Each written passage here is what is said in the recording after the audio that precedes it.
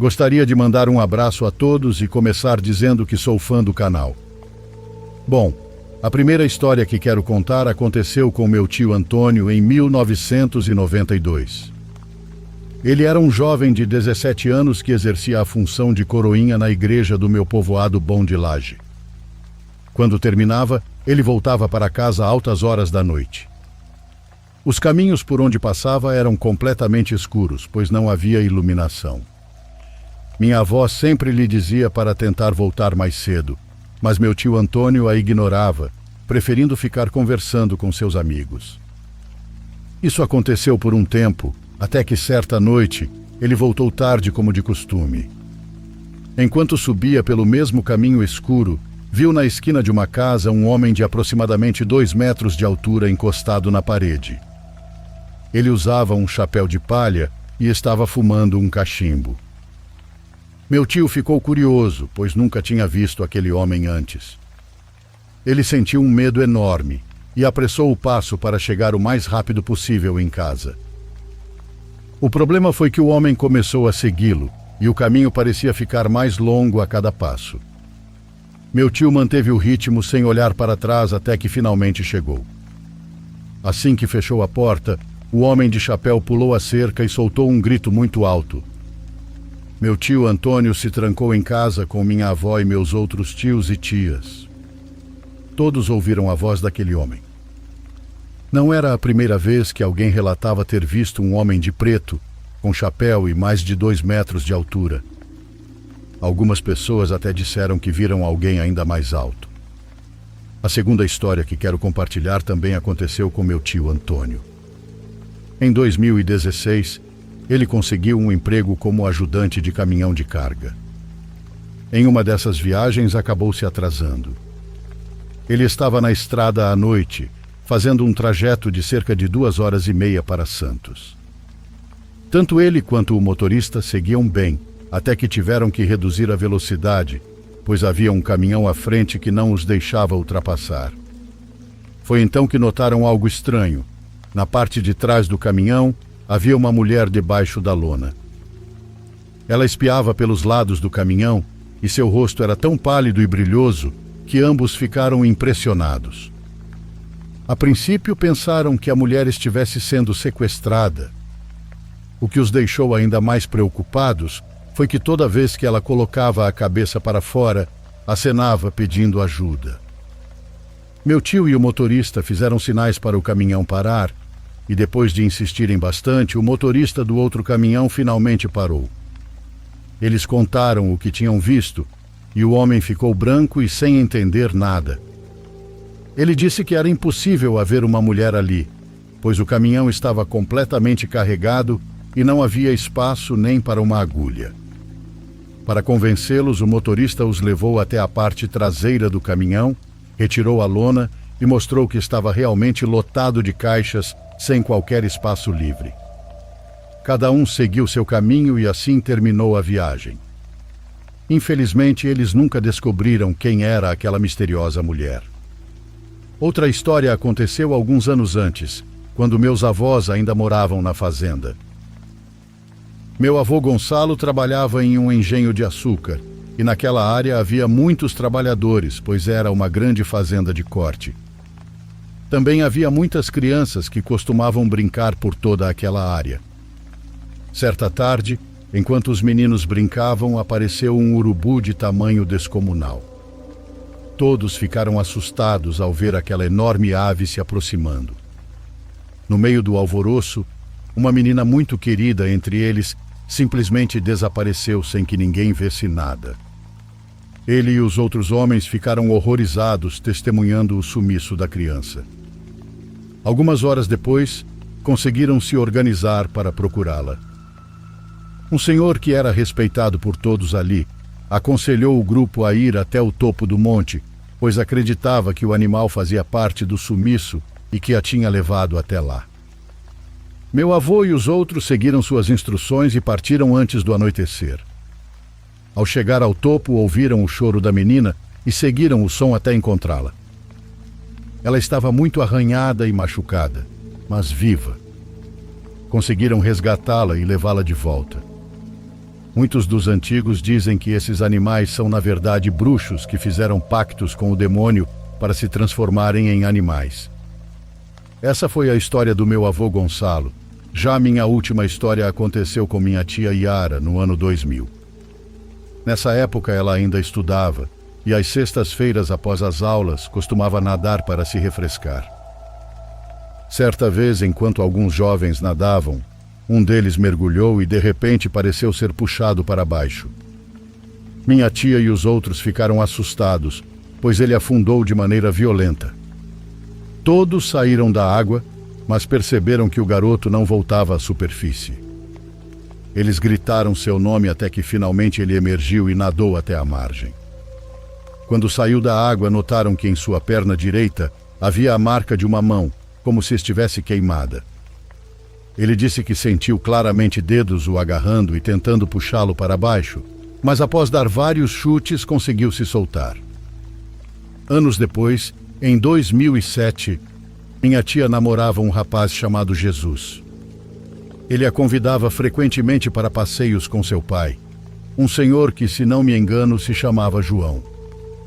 Certa vez eles viajaram para uma região montanhosa chamada Copa de Ouro, que ficava a cerca de 3 horas de distância. Partiram numa sexta-feira e planejavam voltar no domingo à tarde. Durante a viagem tudo correu bem. Conversaram bastante até chegarem à casa onde ficariam hospedados. Lá visitaram conhecidos e jantaram juntos. Em um momento, um dos colegas perguntou à minha tia se ela acreditava em bruxas ou se já tinha visto uma. Ela respondeu que não e quis saber por que ele perguntava isso. O moço então disse: "Ao anoitecer vou te mostrar onde as bruxas ficam durante o dia e como saem à noite. Aqui existe muita maldade e é melhor se recolher antes das 6 da tarde." Minha tia ficou interessada, mas não acreditou muito na história. Mais tarde, quando escureceu, o moço a chamou para a cozinha e apontou para as árvores próximas. Ela olhou e viu pequenas bolas de luz se movendo no topo das árvores, parecendo macacos saltando de galho em galho. Segundo minha tia, havia cerca de 6 dessas figuras de variados tamanhos. Curiosa, perguntou o que eram aquelas coisas, e o moço respondeu: "Essa é a maldade esperando o anoitecer para atormentar as pessoas." Ele contou que essas entidades apareciam nas casas de crianças não batizadas, disfarçadas de animais para levá-las embora. Também perseguiam animais como cavalos e ovelhas, atormentando os pobres coitados. Minha tia ficou assustada e durante a noite mal conseguiu dormir, pois ouvia arranhões na porta e risadas. No dia seguinte, o moço aspergiu água benta pela casa para afastar qualquer mal que estivesse ali. No caminho de volta, minha tia perguntou ao namorado e ao sogro sobre o que viu.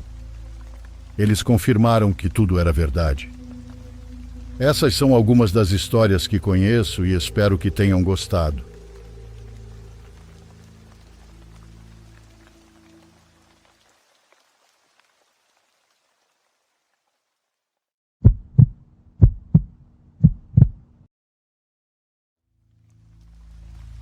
Meu nome é André, e o que vou contar não é uma história de terror que alguém me contou ou algo que sonhei. Isso que aconteceu comigo mudou minha vida, me deixou doente, e até hoje sinto que ainda não terminou. Há 4 anos me casei com uma mulher maravilhosa. Eu a amo com todo o meu coração, e embora nosso relacionamento tenha passado por momentos muito difíceis, posso dizer com certeza que somos felizes. Namoramos por 3 anos antes que eu a pedisse em casamento. Tudo parecia estar indo bem, mas desde o início havia uma figura que lançava uma sombra sobre tudo. Seu pai. Meu sogro é daqueles homens presos no passado, misógino, grosseiro, e embora para os outros ele pareça um pai e esposo exemplar, quem o conhece de verdade sabe que a história é bem diferente. Desde que comecei a namorar sua filha, essa atitude também se voltou contra mim. Eu sempre questionava minha esposa sobre isso. Eu perguntava por que eles permitiam, por que não diziam nada, por que aceitavam ser tratados assim. mas ela sempre ficava em silêncio, até que uma noite depois de algumas taças de vinho, abaixou a cabeça e me disse apenas 2 palavras: minha avó. Não entendi, pois nunca tínhamos falado sobre ela. Eu sabia que seu avô havia falecido há algum tempo e que sua avó morava bem longe, mas nada além disso. Naquela noite, minha esposa me contou que sua avó tinha sido uma pessoa má com todos ao seu redor. Ela me disse que a velhinha havia destruído a família por dentro, que seu pai antes era uma pessoa diferente, amorosa, até que aquela mulher os marcou para sempre. Não quis me aprofundar no assunto, já que parecia algo delicado, então deixei para lá. Mas a partir de então comecei a notar como o tema da avó surgia de tempos em tempos. Falavam sobre coisas que ela fazia, coisas que ela supostamente preparava para os outros e que terminavam em doenças ou brigas. Todos a mencionavam com medo e com um respeito muito estranho. Até que finalmente chegou o dia em que a conheci. Ela veio visitar a família e nos convidaram para uma reunião na casa dos meus sogros. Aceitei apenas para não criar atrito, pois não queria me destacar na família. Minha ideia era ir, ser o mais neutro possível e pronto.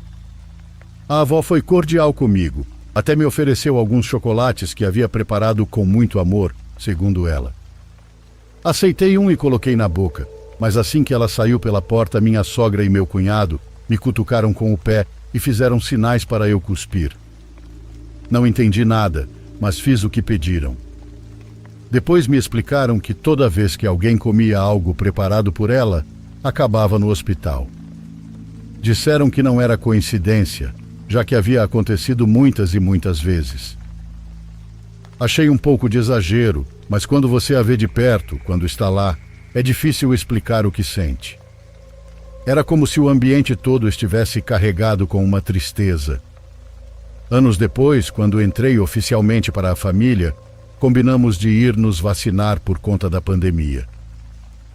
Ficamos hospedados na casa da avó dela e acho que só aceitamos porque sabíamos que ela estava viajando e não a veríamos.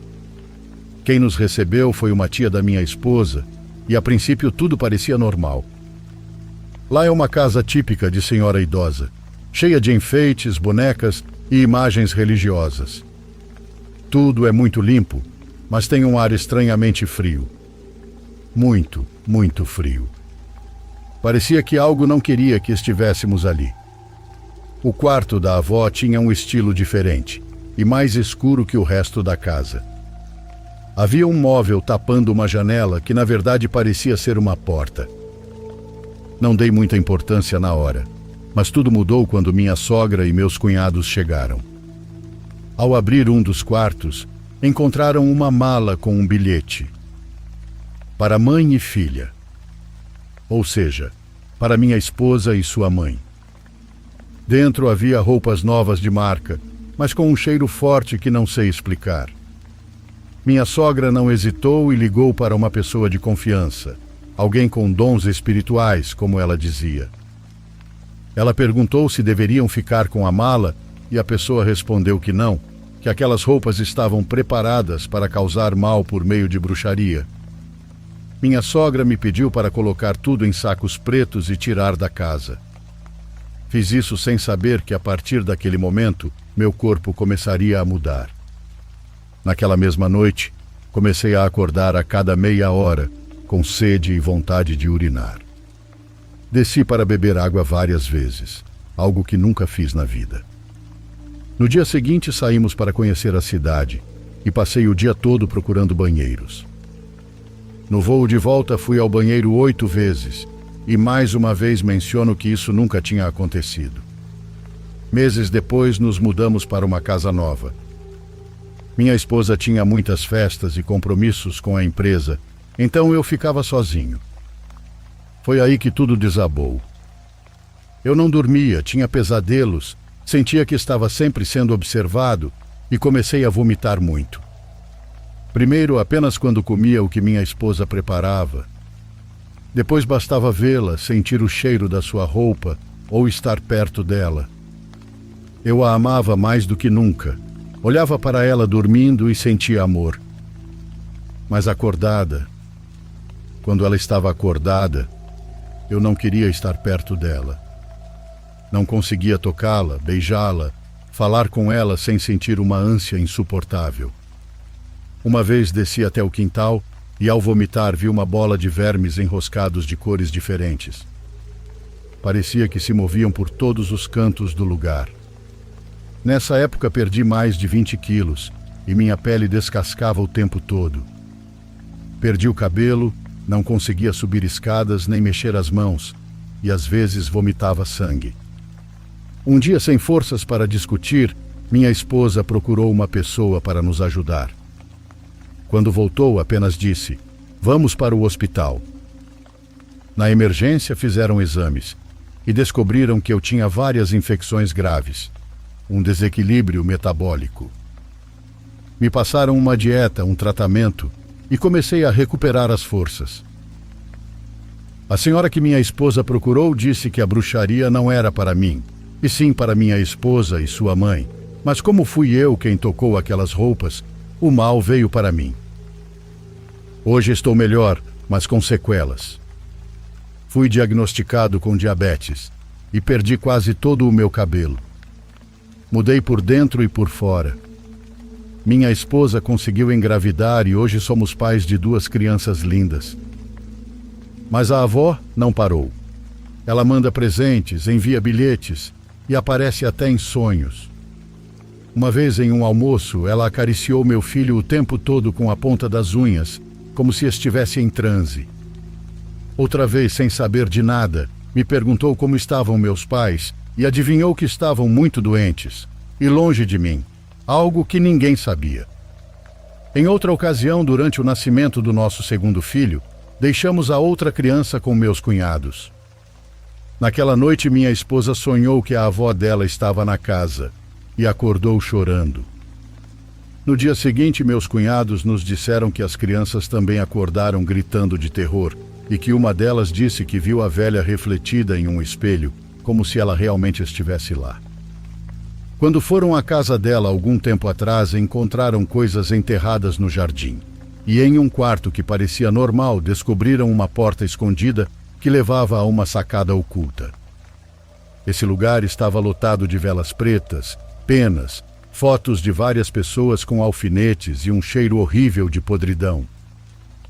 Mas o mais forte são os testemunhos das pessoas que estiveram mais próximas a ela. Meus cunhados contam que à noite em sua casa a viram parada, nua e sorrindo. Quando perguntaram o que ela tinha ou por que estava fazendo aquelas coisas, ela simplesmente respondeu com uma voz masculina que não se metessem. Eles não fazem mais limpezas espirituais regularmente, porque às vezes essa senhora manda presentes que cheiram a terra ou a animal morto, parecendo expulsar qualquer aura boa que se tem na casa. Ela nunca pediu uma foto dos bisnetos, mas com certeza nunca terá uma. Peço desculpas se contei isso sem muita estrutura, mas ainda faltaram muitos detalhes. Entre uma desgraça e outra, acho que a história já não tem nem pé nem cabeça, mas posso dizer uma coisa: a bruxaria é completamente real.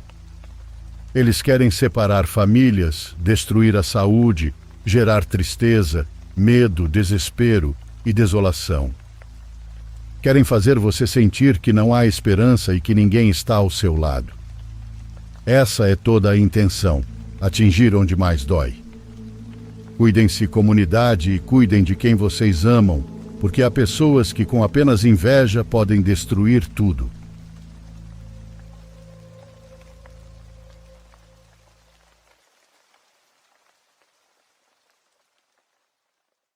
Por favor, curta e se inscreva se você estiver gostando. Agora continuamos.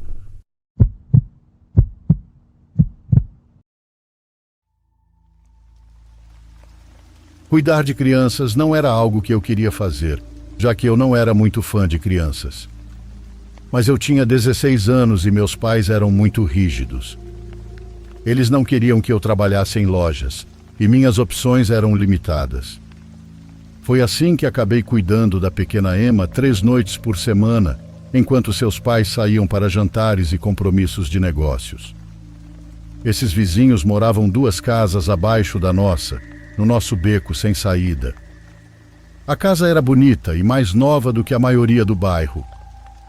Naquela época ela tinha 2 andares, um porão bem acabado e um quintal com um daqueles playgrounds chiques. Eles haviam se mudado quando Emma ainda era um bebê de poucos meses. Quando comecei a cuidar dela em 2011, ela já tinha 2 anos. Emma, felizmente, era uma criança fácil, então por volta das 20 horas já tinha tomado banho e estaria dormindo profundamente. Isso me deixava com cerca de 3 horas para fazer meu dever de casa antes que seus pais voltassem por volta das 11 da noite. Eu já fazia isso havia 3 semanas quando as coisas começaram a acontecer. Naquela noite, Emma dormiu sem problemas como sempre. Eu estava sentada à mesa da cozinha, resolvendo problemas de matemática, quando ouvi algo pelo monitor do bebê. Ao prestar mais atenção, juro que pareciam risadas. Mas não era a risada de Emma. Isso era diferente. Era um riso baixo, como o murmúrio de um adulto. Parei de escrever, o monitor chiou com estática e depois ficou em silêncio. Balancei a cabeça achando que devia ser alguma interferência com o monitor ou rádio de outra pessoa. Tinha que ser isso. Mas o nosso bairro era composto, em sua maioria, por aposentados, então não havia muitos bebês por perto. Claro que subi para verificar Emma e vi que ela dormia pacificamente, com um braço jogado acima da cabeça e o outro segurando sua girafa de pelúcia. O quarto estava frio, o que me pareceu estranho, já que o resto da casa estava confortavelmente aquecida.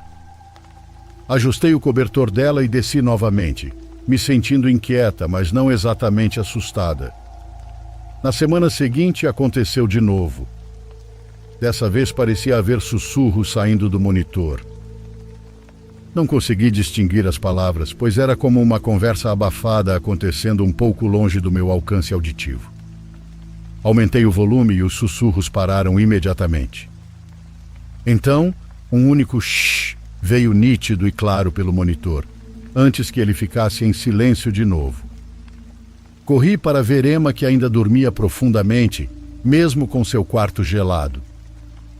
Verifiquei a ventilação e o ar quase não saía.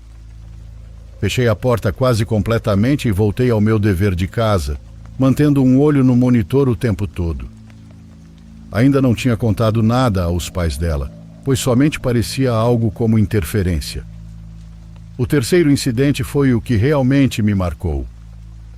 Eu estava na sala de estar revisando cartões de estudo de espanhol quando ouvi alguém andando atrás de mim. Eram passos como os de um homem de botas.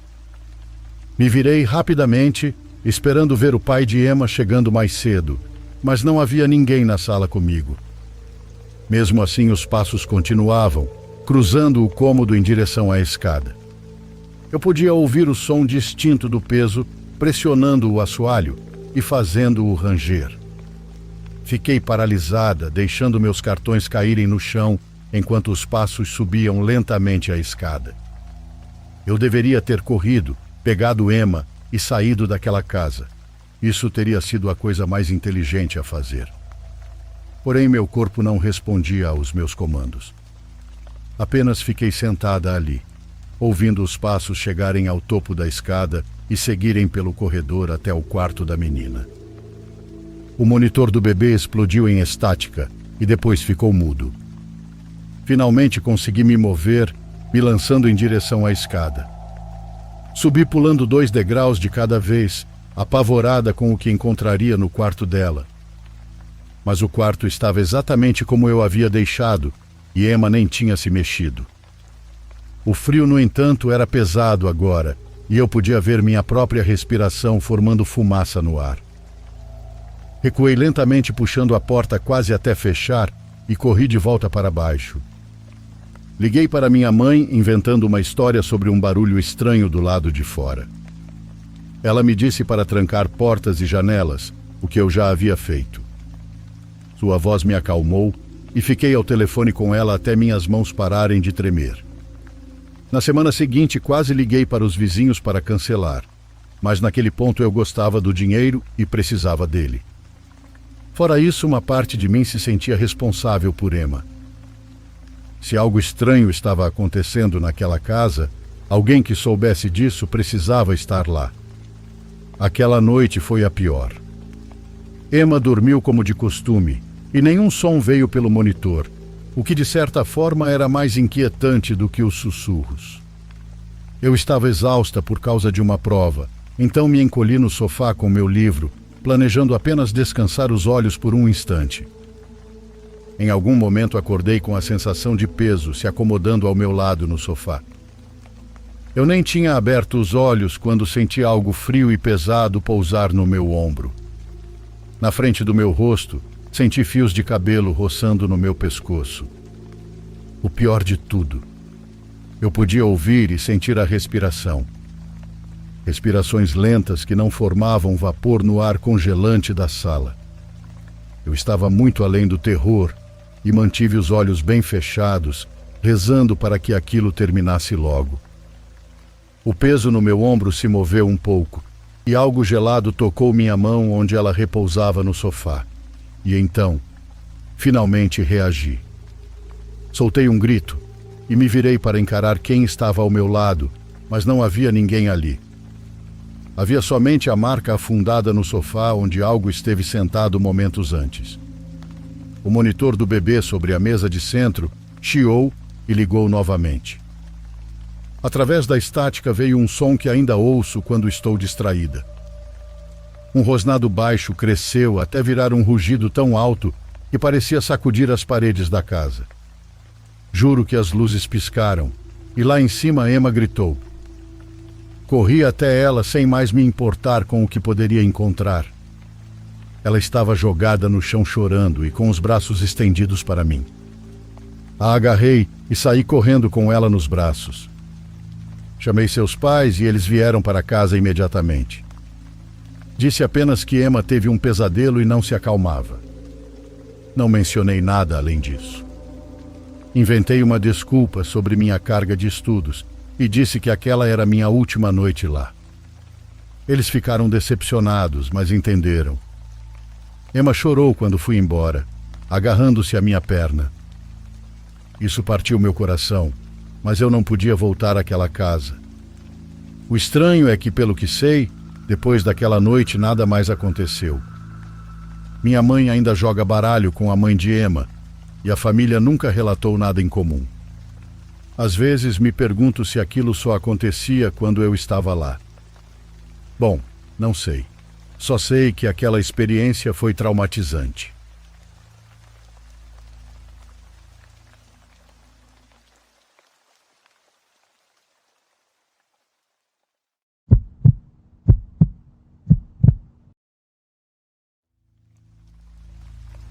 Essa história aconteceu quando eu tinha 16 anos e eu ainda estava no ensino médio. Eu ainda não tinha um carro, então dependia dos meus pais para me levar para os lugares ou simplesmente ia a pé se fosse perto. Era fim de semana e minha amiga Hayley estava recebendo algumas de nossas amigas em casa, já que os pais dela não estavam lá.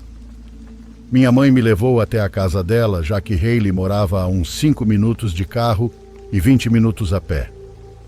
Minha mãe era solteira na época e também gostava de sair, então ela me disse que eu deveria ir andando ou conseguir uma carona para casa, o que significava que ela teria mais um encontro. Algumas de nossas amigas já estavam na casa da Hayley, Tina, Courtney e Belle. Nós 5 ficamos no quintal dela por algumas horas, até que alguns garotos da nossa escola apareceram inesperadamente. Por inesperadamente, quero dizer que Hayley não me contou que tinha convidado eles. A razão pela qual fiquei irritada com isso foi porque eu gostava de um dos garotos que apareceu, mas após uma briga eu realmente não queria ver sua cara. Hayley achou que estava sendo fofa e esperta ao convidá-lo sem me avisar, porque por algum motivo ela queria que ele e eu resolvêssemos as coisas. Foi apenas um desastre constrangedor. Eram 4 garotos e 5 meninas, incluindo eu.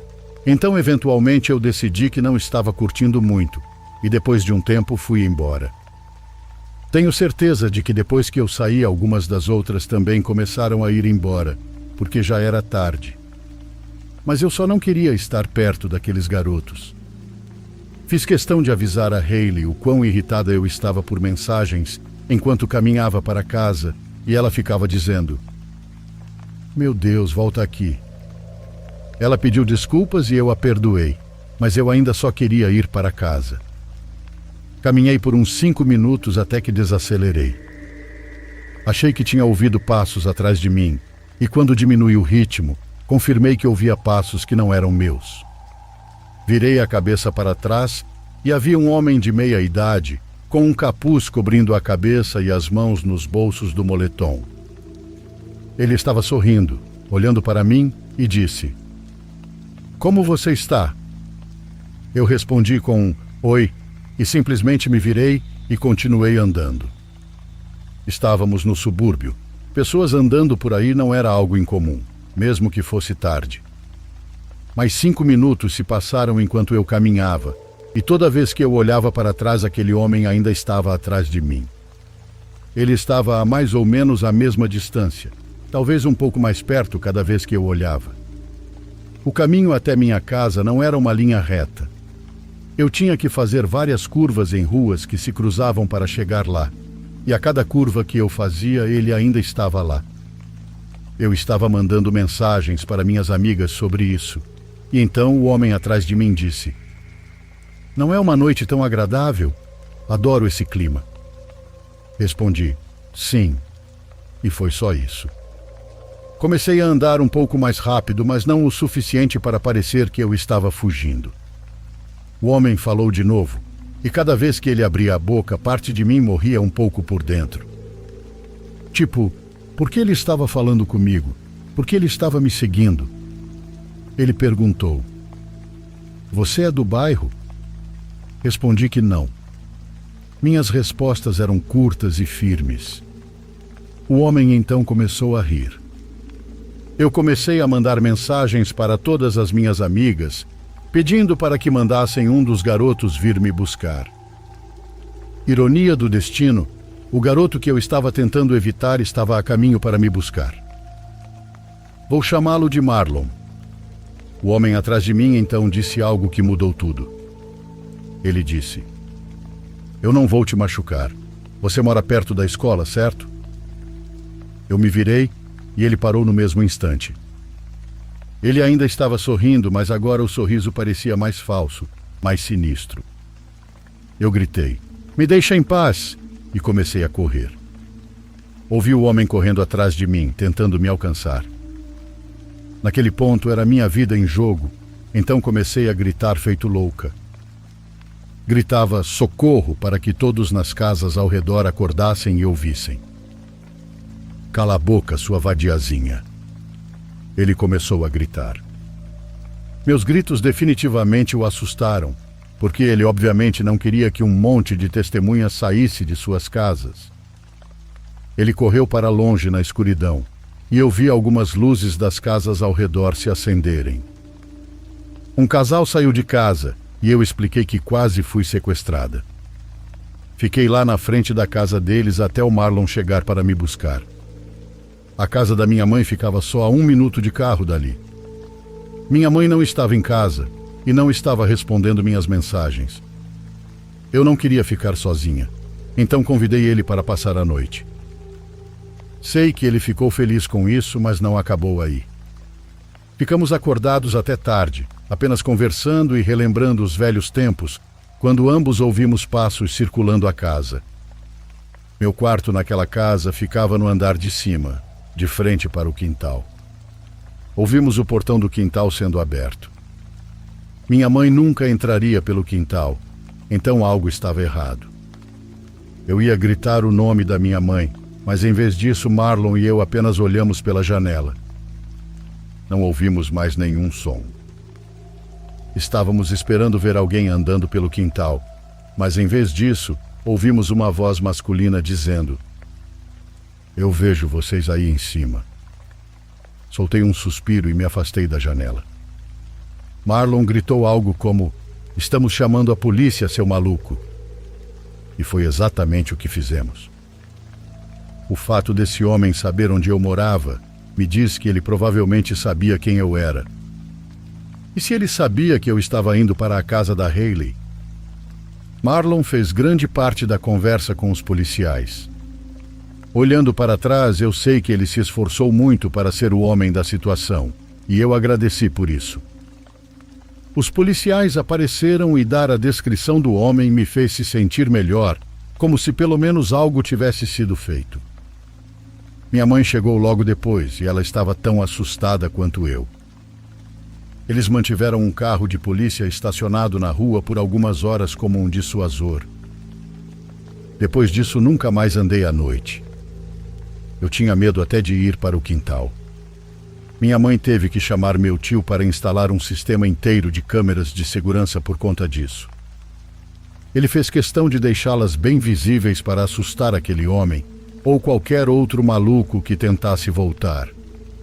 Fico feliz em dizer que a história acabou ali, embora eu tenha encontrado tempos depois um bonequinho de madeira próximo à janela da sala. O mais perturbador é que estava modelado com as mesmas roupas que usei naquele dia.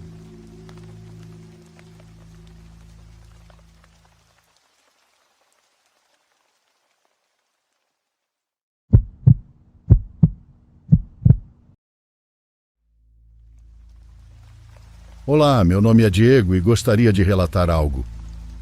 Minha família e eu somos de Guarulhos, mas antes disso já rodamos várias cidades. Tenho 2 irmãos mais velhos e uma irmã mais nova. Quando eu tinha aproximadamente 7 anos, nos mudamos para um conjunto habitacional onde moravam mais 4 famílias. Havia a casa principal na entrada onde minha família e eu morávamos. Ao lado havia um pequeno apartamento e na parte de trás da propriedade, 2 apartamentos de 2 andares. Antes de falecer, meu pai trabalhou a vida toda como pedreiro e, como pegava serviço grande, às vezes chegava a dormir na obra.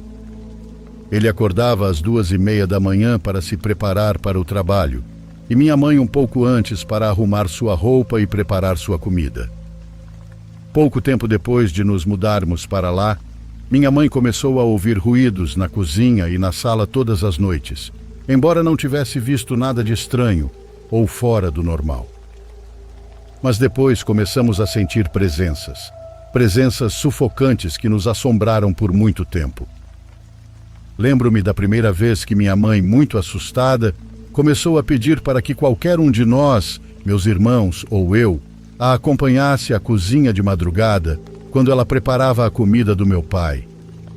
De repente, ela sentia muito medo de ficar sozinha lá. Começamos a notar que minha mãe estava agindo de forma estranha, aparentemente sem motivo, até que finalmente ela teve coragem de nos contar o que estava acontecendo. Minha mãe via uma senhora de cabelo cacheado, grisalho, que passava pela janela da nossa sala sempre olhando para a frente. Ela dizia que era possível ouvir os passos da mulher de salto alto, mas os sons dos saltos não combinavam com a velocidade com que aquela senhora se movia. Ela andava muito devagar, mas os saltos pareciam correr. Foi assim até que, em uma ocasião, minha mãe a viu passando pela janela e a ouviu dizer: "É bom descansar, não é, querida?" Minha mãe ficou apavorada ao ouvi-la falar pela primeira vez. E naquele instante todos os cachorros da rua começaram a latir, como se algo estivesse passando por ali. Apenas alguns dias depois, minha mãe a viu novamente e mais uma vez a mulher falou: "Vamos, querida, saia da frente e deixe-me passar." No entanto, assim que ela disse isso, desapareceu. Minha mãe apenas ouviu a voz se afastando. Quando finalmente contou ao meu pai o que estava acontecendo, ele não acreditou em uma única palavra. Ele sempre foi muito cético sobre esses assuntos, e o mais estranho é que ele nunca viu ou ouviu nada, só minha mãe e meus irmãos. As coisas começaram a piorar quando percebemos que não éramos os únicos a presenciar esses eventos. Nosso vizinho Lúcio nos contou que via coisas muito estranhas lá com frequência. Quando meus irmãos e eu conversávamos com ele, ele às vezes começava a chorar e dizia que havia espíritos naquela casa que o perseguiam. Uma das coisas mais assustadoras aconteceu de madrugada, por volta das 2 da manhã. Outro vizinho nosso, que tinha 15 anos na época, estava parado no portão da nossa casa olhando para a rua. Minha mãe havia se levantado como sempre para preparar a comida do meu pai e o viu ali. Ela perguntou: Eric, o que você está fazendo aí fora a essa hora?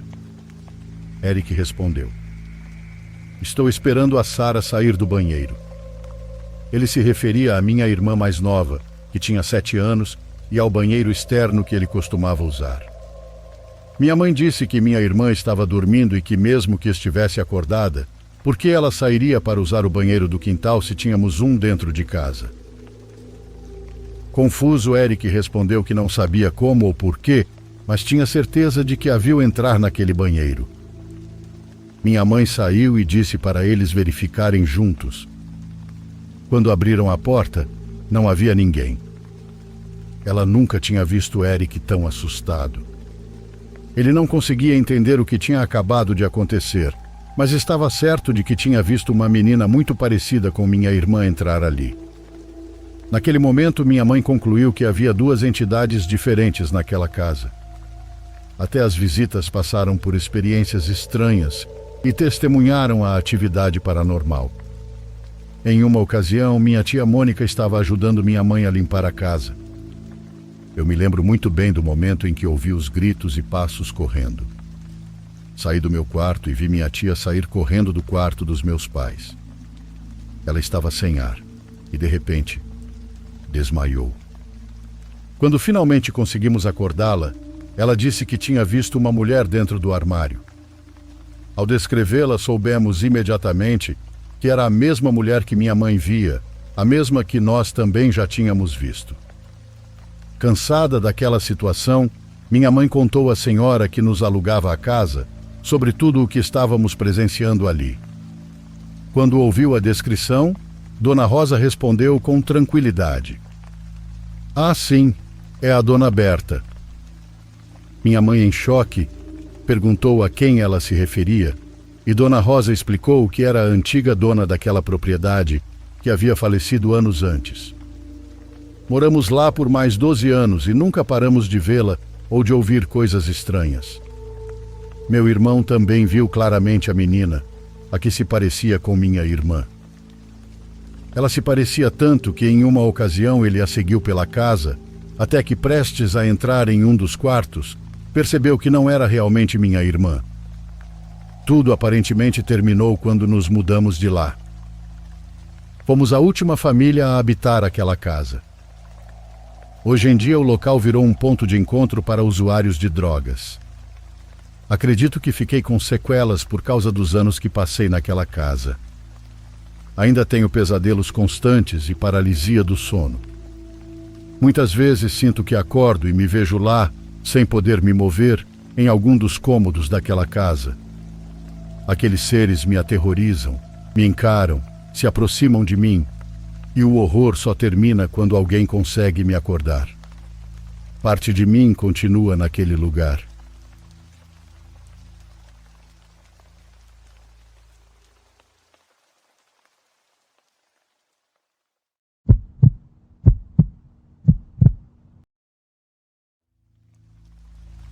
Meu nome é Emanuel e sou originário da Venezuela, mais precisamente de Maracaibo. Quero deixar claro que acredito em tudo relacionado ao paranormal. No entanto, talvez por estar acostumado a falar sobre isso, não tenho medo algum. Esta história que compartilho pela primeira vez com vocês aconteceu quando eu tinha aproximadamente 14 anos. Naquela época não era comum ter internet em casa, por isso eu costumava passar as férias na casa do meu padrinho, onde tinha internet. A casa de que falo era luxuosa, localizada na zona norte de Maracaibo, com muitos quartos e 2 andares. Às vezes era um pouco assustadora, pois em várias ocasiões meu padrinho e sua família saíam, deixando-me sozinho, algo que, para falar a verdade, eu até preferia. Eu tinha meu próprio quarto naquela casa, e acho que essa era a melhor parte disso. Mas um dia, um primo mais novo que eu chegou para dormir lá também, e tive que compartilhar o quarto. Ficamos jogando no computador, assistindo a vídeos e conversando por um tempo. Em um dos vídeos mencionavam uma suposta chuva de estrelas que aconteceria entre 3 e 4 da manhã. Isso nos pareceu incrível, pois seria a primeira vez que veríamos um fenômeno assim. Sem perder tempo, preparamos tudo e subimos para o segundo andar, onde havia uma espécie de sala com uma varanda. Vale dizer que não podíamos abri-la até que meu padrinho e todos estivessem dormindo. Ele costumava insistir muito em nos manter seguros. Nunca entendi o porquê, já que a casa era bem protegida com cercas elétricas e não achava que uma janela aberta poderia ser um problema. Então chegou a meia-noite. Na casa não se ouvia nada além do som das teclas do meu computador. Eu estava acostumado a virar noites jogando com meus amigos, então isso não era um problema para mim. No entanto, meu primo já havia sido vencido pelo sono. Ele dormia coberto ao meu lado, pois tínhamos o ar-condicionado no máximo. Essa noite em especial parecia estar um pouco mais fria. Quando deu 3 da manhã, era hora de acordá-lo para ver o espetáculo. No entanto, antes de fazer isso, comecei a ouvir um ruído através dos meus fones de ouvido. Algo que não conseguia distinguir bem. Não dei muita atenção e continuei com o que estava fazendo. Sem tirar os fones, tentei acordar meu primo, mas o som começou a ficar mais ou menos agudo, quase irritante. Tirei um dos fones e olhei para o corredor que dava para a escada que levava ao primeiro andar e para os outros quartos da casa, onde meu padrinho, minha tia e minhas primas dormiam. O ruído parou por um instante e voltou com mais força, permitindo-me distinguir o que o provocava. Eram passos descalços movendo-se a uma velocidade inumana. O que me deixava ainda mais intrigado era que vinham da escada. Nem eu, sendo jovem e ágil, conseguiria subir e descer tão rápido. Não me movi do meu lugar, muito menos acordei meu primo. Enquanto isso, os passos continuavam, aproximando-se da porta entreaberta do meu quarto, e no momento em que olhei para a escuridão do corredor, eles rapidamente voltaram para baixo. Isso se repetiu umas 4 vezes, até que decidi esperar e olhar pelo canto do olho. Depois de alguns minutos em completo silêncio, comecei a me acalmar. Pensei que talvez fosse minha imaginação ou o sono pregando peças em mim, mas essa tranquilidade não durou muito. Os passos voltaram desta vez mais fortes. Para piorar a situação, o ar-condicionado desligou de repente, como se tivesse entrado em modo de espera, o que fez o som ficar ainda mais claro. Foi nesse momento que, pelo canto do olho, olhei para a entrada da escada. Que merda é isso? Foi o que pensei assim que vi aquela coisa. Confesso que de tanto medo não conseguia me mexer. Permaneci no meu lugar observando aquela coisa de braços longos e mãos enormes que se esgueirava sutilmente da parte alta da entrada da escada. Era alto e muito magro. Sua pele era esbranquiçada o suficiente para se destacar na escuridão.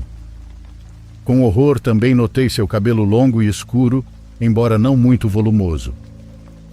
Aquela coisa, seja lá o que fosse, simplesmente estava ali me observando como alguém que tenta espiar de forma desajeitada.